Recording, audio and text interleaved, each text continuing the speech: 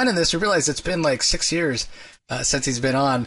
So I'm excited to welcome back Matthew Rosenberg. You know, we've covered a ton of his DC work on the podcast, but it's great to have you back on, Matthew.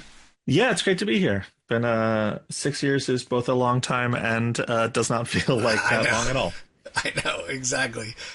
Time flies when you're having fun creating comics. And so we'll put everybody out of their suspense here. The reason Matthew is on is because he has a new creator-owned book coming out from Image along with artist Stefano Landini. So I'll throw it over to you, Matt. Why don't you give everybody the elevator pitch, let them know what this book is about. Sure. The book is called We're Taking Everyone Down With Us, which is long, and you can sort of, you can go to your local comic shop and get most of those words right, and they'll probably know what you're talking about. It's a sort of it's set in a kind of 1960s, 70s James Bond-esque world of sexy super spies and evil world dominating, power-hungry supervillains. But our story is about Annalise, the 13-year-old daughter of the world's greatest mad scientist, and she lives in seclusion on an island with her mad scientist father and his army of robot bodyguards. And one day they're discovered. They've been in hiding her whole life. She did not know that, and she's forced to flee and go on the run with her robot helper. And she's given a choice, basically, to try and get revenge on the people who have upset the delicate balance of the life she knew and follow in her father's footsteps, or try and make a play to have a normal life that is not something she's ever had before, and try and just get the chance to be a kid again. And so, yeah, that's the book. It's funnier than that sounds, and it's full of action and robots killing a lot of people, and it's a good time. You know, I gotta say, if I'm Annalise, I gotta go for the revenge. I'm a big revenge guy, Sure. I also love revenge. I think revenge is great. I think anytime you can get revenge, go for it. And while I do say that this is a choice, and she is definitely going to have a choice, the book is called We're Taking Everyone Down With Us. So you get an idea that maybe she also leans a little revenge too. Yeah, and I mean, the fact is she's just a kid. She's lived a very sheltered life from what we've seen in the first issue. I did get a chance to check out the first issue, everybody, already. Thank you for that, Matthew. And it's a bit of setup. Nothing that happens in the first issue is spoiled by anything that Matt said. I think really probably with issue 2 is where things really take off. So can you let us know how many issues are planned and kind of how you have things paced out, generally speaking? Sure, yeah.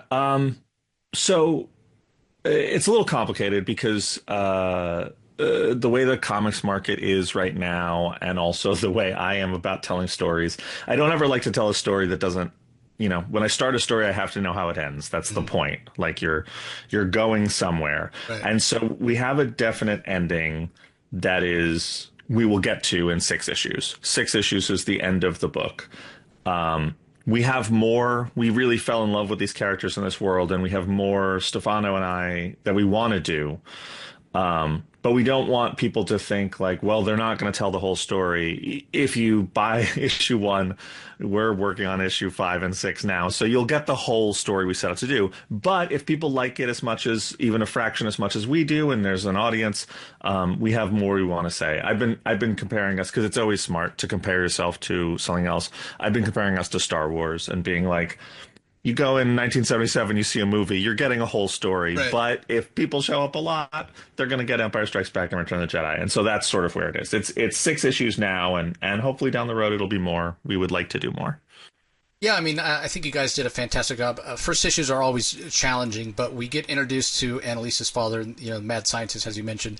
There's another organization, you mentioned the spy that he's a part of. Yeah. So, yeah, the world is established, and it's clear that it's kind of a rich world that you guys have built here. So beyond the story of Annalise and her father and, revenge or whatever, it really seems like sort of the sky's the limit. You could go in any different direction, focusing on, maybe characters that don't even show up in this first 6 issues, or perhaps, going forward in time, flashing back in time. So really, it is kind of a place that you really have set yourself up a fun playground. Yeah, I mean, it's the kind of thing. The first issue, to go back to your previous question, like the first issue is about Annalise and her world for the most part, and you get a glimpse of a bigger world. And the second issue is really about her breaking out of that world, and it starts to expand very rapidly as you see more players and more of the power structure that she's been hidden from. And I always like that story of like discovering a world with the character, with your protagonist, seeing their eyes open up to a bigger picture as you, the reader, does. And so we really do that. So we're constantly introducing characters and bigger ideas, and it kind of gets crazier as it goes. And so, yeah, I think by issue 4, I think people would have a good sense of what we want to do next, because you're going to meet a bunch of characters where you're like, well, these people are going to be important, and they're important to this story, but they're even more important if we do more. But yeah, I mean, I think that's the fun of it, is that we've built all this background world stuff that we're just like, oh yeah, we would stay here as long as we can. Like, this is so fun for us to tell these stories and with these characters here. Yeah, let's talk a little bit about kind of your fan base. You've done plenty of stuff at Marvel and DC, but you've also really made a name for yourself with a couple of independent titles. Probably the two most well known would be, Four Kids Walk Into a Bank, which is being developed in other medium, and then What's the Furthest Place From Here. Yeah, and I love that those are two of your most kind of well-known independent books, because they sort of represent almost the bookends, if you will. Like Four Kids is very grounded. But speaking of rich worlds that are kind of out there, What's the Furthest Place From Here really established a world sort of to play in. I sort of feel like this is in the middle of that. In a way, you've got a world that you've created, but it's more grounded than the world you have. What's the Furthest Place From Here? That probably wasn't intentional, but is that kind of how you see it as well? First of all, I just want to commend you on the question, because I feel like that really is. This is the kind of stuff I think about a lot, and I'm like, I don't think anyone ever notices this or cares. But no, when you say, is it intentional? No, it's very much intentional. Four Kids was us, me and my partner on the book, Tyler Boss. We wanted to tell, a very small story, a very intimate story. And then when we finished Four Kids, people really liked it, and we were like, well, we're going to do another book together. And we started to do another book, and we got into it. We were like a few months into working on it, and then I was like, "This is Four Kids Walk Into a Bank, but with sci-fi. This sucks. Like, we're just doing the same thing again. Now we're a cover band," and so we threw everything out, and we got together for a week, and I was just like, "We should be doing everything opposite." Everything that we feel comfortable with and good with. Like we Four Kids worked because we challenged ourselves, and now it's not a challenge to do that anymore. Let's challenge ourselves in a different direction. And so, we built this huge expansive world and like a large ensemble cast, and it's got all these bigger genres and all this stuff that's, outside of my comfort zone normally. And I sort of, now we're 22 issues into it, and it feels very natural and comfortable to me. And so now it's about looking at those and recalibrating myself and being like, well, what's the next thing? And yes, I feel like I'm doing the intimacy and character stuff that Four Kids is known for, with the big ideas of What's the Furthest Place, and sort of smashing them together as much as I can. And I'm hoping that fans of either book will see things they love and we're taking it down with us, because I do. But it is for me, it is that middle point for sure. That's great, because I mean, I did feel like I picked up on that. And one of the things about What's the Furthest Place From Here, one of the things I love about it, especially the early issues, is you don't know really. It's such a mystery of what the world is, how everything works together, and so it's that anticipation, that sense of discovery. I have sort of that same sense here, in terms of, there's a lot to this world that we're going to discover. That Annalise is herself discovering some of these things in the first issue. They're revealed to her along with us. And then, with kind of the way it ends with everything flipped, again, the sky's the limit. It could go anywhere. Yeah. And it's not a shot at anyone. There's a million different ways to make a great comic, and I love comics, and I love reading comics. I love reading people's first issues, but I'm always I'm sort of less thrilled for myself with a very common thing in a first issue comic, which is like you go through 19 pages, 20 pages of sort of loose setup, and then the last page of the first issue you go, well, this is the premise of the book, this is what we're building towards, this would be the poster for the movie, now the story starts. And I always feel like that's a common thing, and I don't love it. I feel sort of cheated. And we first of all, our first issue is double sized because I was like, well, if we want people to care about the characters, we have to let the characters breathe and let them know them and meet them and do that in an organic way where we're not just cramming character into a plot or cramming plot into characters' lives. And so we take a lot of time, but also we don't just tell you this is what the book is at the end of the first issue. There's a lot more to unpack. There's a lot more mystery, and there's a lot more that you don't know. We sort of, I'm not going to spoil the end of the first issue, but the first issue ends on like a hint of what's to come, but you don't really get it exactly and how it's going to play out. And that's something that I like. And, it's not for everyone. Some people like to finish a comic. You pay $4, $5 for a comic. Some people want to sit there and be like, I know what I'm getting. I know exactly what I ordered, and here it is, and I'm going to pick it up. But some people love that mystery and the mystique of not knowing where they're going. And that's sort of, I'm that person. So I make comic books for that reader. Yeah, I'm kind of that way too, and I sort of feel like the other people, like those are the people that wait for the trade, which is nothing wrong with, Sure. with that. If that's the way you want to consume your Of course. story, you get the big, the whole big chunk at once. But one of the things that you have to do in a first issue, regardless of kind of which approach you take, is you have to make us as readers and fans care about these characters, right? There's got to be a hook. Like, why am I reading about Annalise if I couldn't care less? You do an exceptional job of that, because she does, like we mentioned earlier, have kind of a sheltered existence and what have you.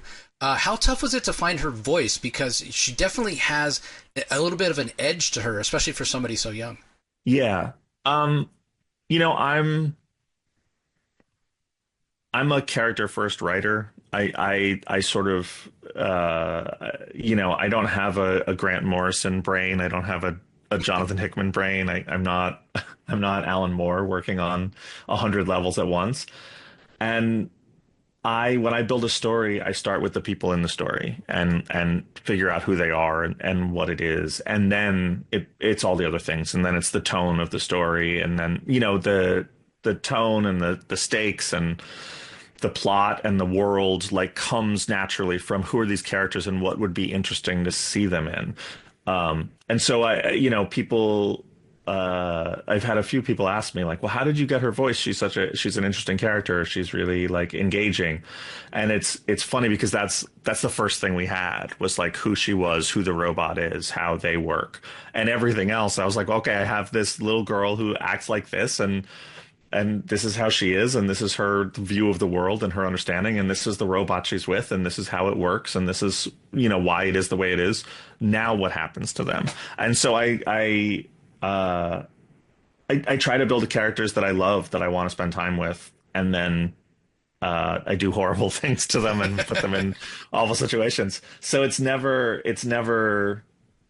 the characterization is never an afterthought for me. It's always the first thought, and I think that's the best answer I can give for why people connect to the characters, is because it's what the whole thing is to me. It's a delivery system for these characters. Yeah, she definitely is the momentum. Kind of, she propels the story in the first issue, and whether or not that changes from issue to issue, we'll see. But I mean, it's right there in the title, right? We're taking everyone down with us, like you said. So This is Annalise's story. This is what she's going to do in this circumstance that she's.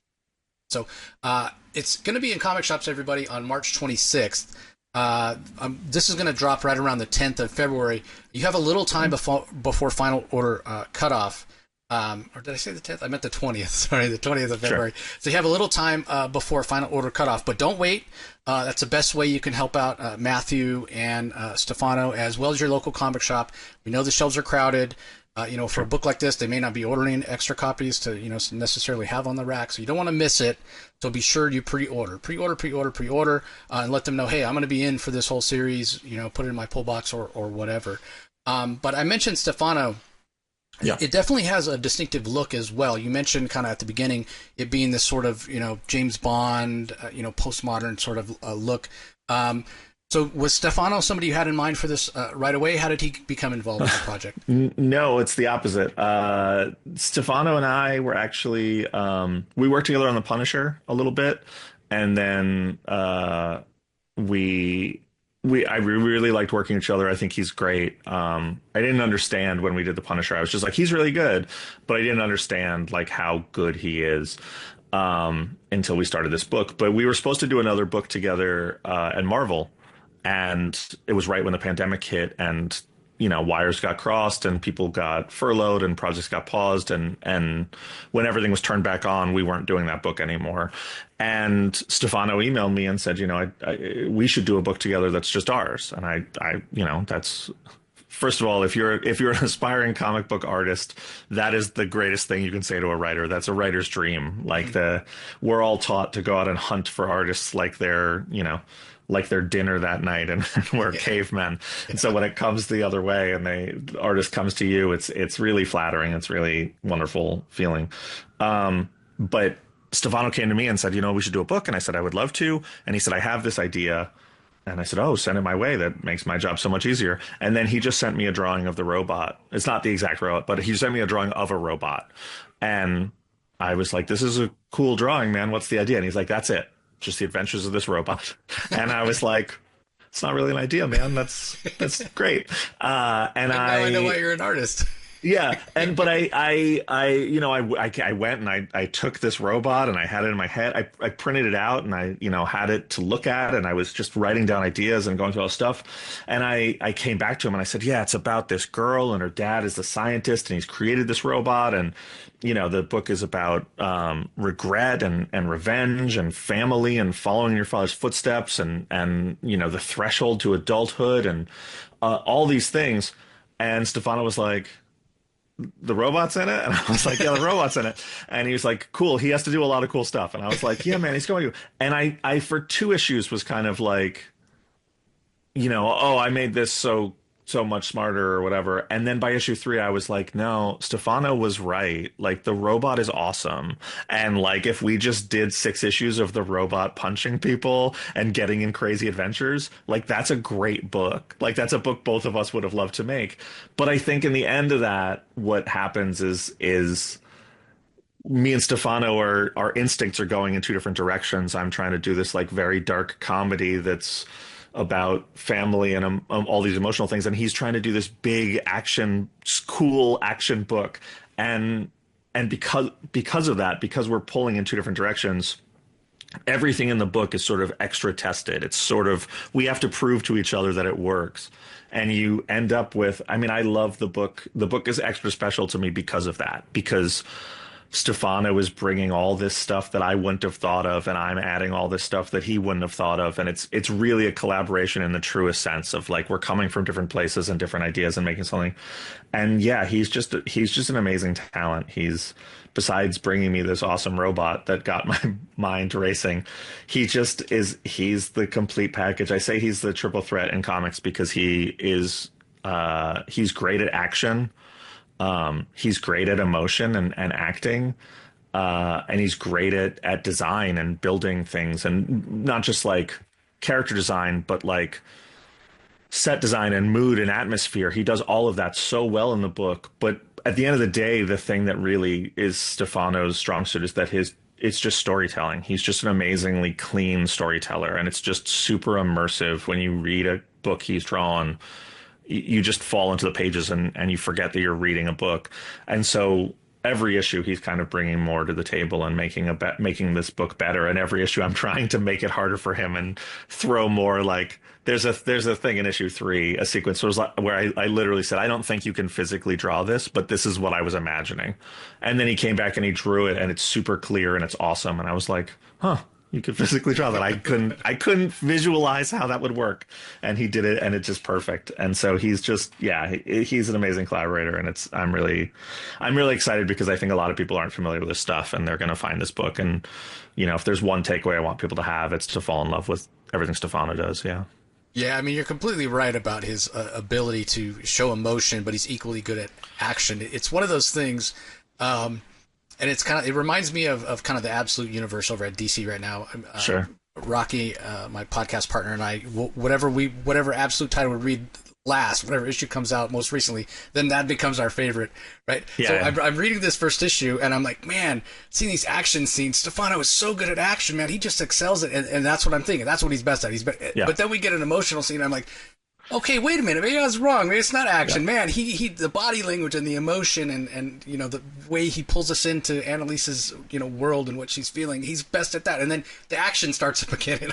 Like, yeah, he's equally good at both. It's amazing. Yeah, there's a funny thing in the first issue that I guess people are going to sort of discover, but the preview copy, the review copy that people saw, and there's like we sent out copies to retailers, like a physical copy. So people are getting those because retailers will sell them or give them to a fan and be like, check it out.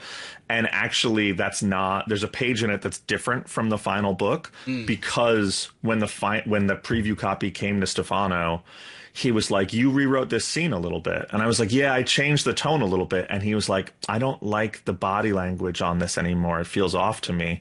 Can I redraw this page? And I was like, yeah, I mean, we don't have a ton of time. And I wrote him back, and as I wrote him back, he was like, I already did it, and just sent it. And I was like, okay. And we sent it off to Jason, our colorist, to color it, and Hass, our letterer, to letter it. And we just, the script is the same, but the body language is completely different. And I'm like, oh, it's so fascinating. Like, it reads so much better, and it didn't dawn on me. Like, I rewrote this scene and was like, yeah, it's fine. That, like, the body language is not exactly what I would have picked, but it works. And Stefan was like, it doesn't work. Like, it needs to be this. And it me and Steve Fox and Eric Harbour, my editors, when he sent the new page, we were like, oh, that's so much better. Jeez, like, he just really nailed this so well. And the book is like, so there's a print version of the book that is not the final version, and the final version has improved. And I think that's a really fun testament to Stefano's like craft. Yeah, I mean, it just shows how much he cares about the project and how talented he is.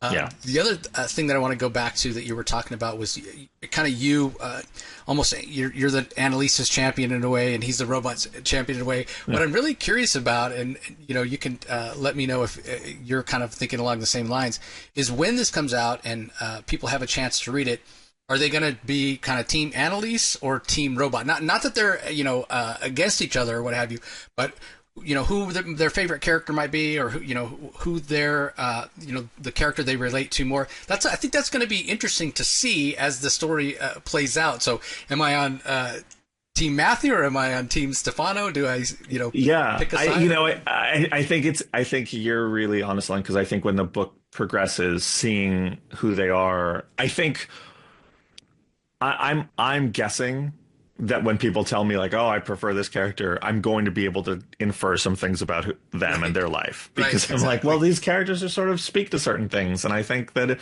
if you side with the robot, I think I can guess that maybe this has happened to you, or you think about this. And I like that. I hope people fall in love with different characters. I know that someone the other day said to me, they were like, who my favorite character is? And they said someone where I was just like, oh, that's not what I expected anyone to say, but okay. And so I was like, yeah, they don't die in the first issue, so you're fine. So yeah, I mean, it really is kind of the magic of comics, whether and certainly comics have become worldwide. We're able to you as creators are able to work with somebody in another country and whatever, digital files and everything. And we're kind of more exposed to things. The technology has made it where the globe has kind of shrank in a way, but it's still so interesting, because whether I'm reading something from Tom Taylor that lives in Australia, or you over there in New York, or what have you, we're thousands, if not thousands and thousands, tens of thousands of miles apart from each other, but there's still a connection, right? And what I'm bringing subjectively through my life experience to the work that you're creating. That's the magic of comics, and it does it in a way that no other medium really does. And as a lifetime comic fan myself, that's one of the things I love about it. You are a lifelong comic fan as well. Do you ever stop to think about that, like that connection, especially from a creator's point of view? Oh yeah, I mean, I love when books get translated. And I read them, and they speak to me in a real way. That's the most like, I get emotional about it. I get emotional about when you read like a French album or some manga or whatever, like Brazilian web comics like that, where you're just like, this is it speaks to something universal, but also it's comics. It's such a small niche that it's like it feels like you're in a club, and I really do love that. I love, picking up some random manga and just being like, this feels like it was made for me, but it's made by someone who I don't even speak the same language as, Right. who I'm never gonna meet. Um, it's amazing. It's, and I get that too in just like going back and, like I'll read an old like EC book and I'll be like, oh, the people who made this died before I was born. But Mhm. like I cherish it. I love it. It feels so personal and so smart and, like and you get that a lot in I spent years working on Marvel and DC and obviously like you work on characters whose legacies are go back 40, 50, 80, 90 years, it's like when you write a Stan Lee, Jack Kirby character, when you write a Ditko character, it's like there's a weight to that. There's a through line and it's amazing to be part of that in a way to be part of that tradition and that history. Like it feels very universal in a really humbling way. Yeah, and there's the thing that I love about comics as well is the only limit is imagination, right? You can't always, and I get it. Like when we were kids, special effects and movies and whatever Sure. weren't at the level they were at now. So you're able to do more things, but still, there's still a budget. It's still Yeah. not always possible to do. When it comes to comics, there's no budget. The only Yeah. limit is imagination, and that's one of the things that I love about the medium as well. And you get two creators like you and Stefano together, like you were describing earlier, where you're kind of sparking off each other, because Yeah. you're coming at this particular project, from these different perspectives that you were describing, and then you end up with something that's very much greater than the sum of the parts. Not For to sure. be too cliched about. Yeah, yeah. I mean, it's awesome because it's like, well, Stefano's Italian. Like, I can make guesses at some of his influences and be like, Mm-hmm. oh, I bet, I'm sure he loved Dylan Dog. I'm sure he loved like these Italian comics. But then a ton of it is like, yeah, I'm not going to know what that is. Like, that's not going to be something that came here. That's not going to be something I have access to. And I'm sure, my influences in the same way are not universal, but there's a universal language to them and there's a connectivity to them and they bridge a gap that's really it's really cool. It's really fun to like make something with someone. I mean, me and Stefano have never met in person. We've been working together for years and we've never met in person. And that's, I would love to hang out with him and give him a hug and, get dinner with him and we will eventually. But like, it's very cool also in just the abstract way to be like, oh yeah, this is a kind of thing that like I've been brought together with this person who I've never even been in the same city with him. Yeah, maybe you'll have to come out for a New York Comic Con, so Yeah. you'll get to hang out. On that note, any plans for conventions anywhere you're going to be this summer? So no. Long story, short story, no. Longer story. Actually, when the book comes out, March 26th, me and my partner on Four Kids and What's the First Place From Here, Tyler Boss, he has a book coming out on the same day from Image called You'll Do Bad Things, which is like a giallo horror slasher book, and it's awesome. It's my favorite book I've read this year easily. It's super fun and crazy and brilliant. And so we're actually going to go on a little signing tour. And so, I love a convention. I love going to cons. I love meeting people who like comics and make comics, and that's really fun. But things are like kind of hard right now.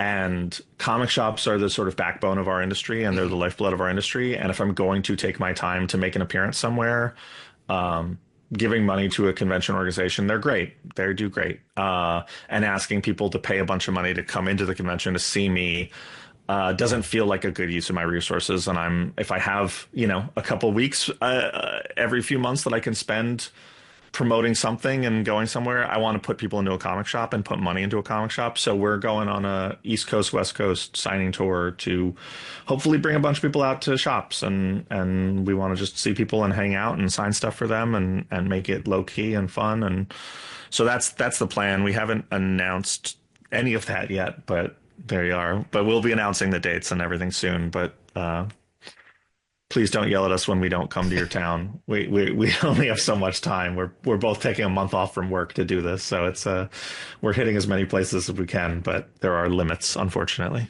Yeah, no, that's brilliant. I love that. That's I mean, cons. Yeah, we all get together, and it's fun to hang out and see each other or what have you. But at the end of the day, it's about reaching the fans that don't necessarily aren't privileged or lucky enough to go to a bunch of different conventions. The other aspect of that is if you're going to be there, you and Tyler are going to be there at their local shop. They get it's a much smaller venue. Yep. It's not a big hit to their pocketbook. They maybe get a little bit more time, more of an intimate experience. 100%. And so yeah, that's really great. Yeah, I get paid to go to conventions a lot. I get flown, and it's really nice. Conventions are great to me. I don't want to disparage them, and people love them, and it's awesome to be able to go to a place in your town or nearby and see 50 of your favorite comic creators, 100 of your favorite comic creators, and deal with vendors, and that's great. And I don't want people to think that I don't like or appreciate that. I love it. I'm a convention nerd. I've gone to comic conventions my whole life.